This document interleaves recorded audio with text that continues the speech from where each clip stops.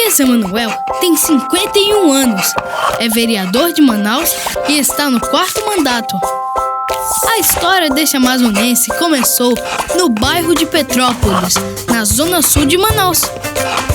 Filho de José Bezerra e de Dona Tarsila, ele estudou no Colégio Tiradentes. Elias é casado, pai e avô. Comunicador, Elias aprendeu as primeiras lições na igreja. A carreira profissional começou na década de 80, ainda no rádio.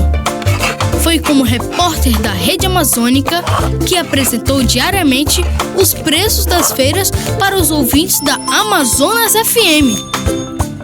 O início na televisão foi em 1991. E sobre este assunto vamos conversar a partir de agora com um assessor de comunicação. Foi esse contato diário nas ruas, conversando com a população, ouvindo as necessidades e cobrando das autoridades uma solução, que despertou o desejo de fazer mais.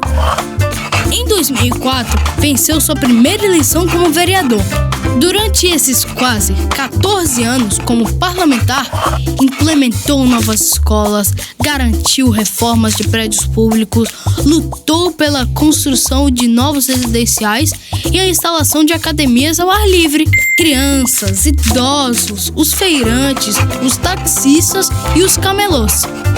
Cada uma dessas categorias foram defendidas por meio de projetos de leis e emendas parlamentares.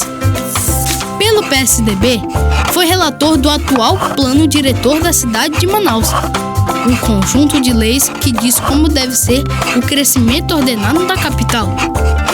Como líder do prefeito Arthur Neto na Câmara Municipal de Manaus, defendeu os planos de mobilidade urbana e educação. O mais recente desafio foi como secretário municipal da Mulher, Assistência Social e Direitos Humanos, Semarge, onde ficou por 1 ano e 3 meses, fortalecendo as políticas públicas para a assistência social.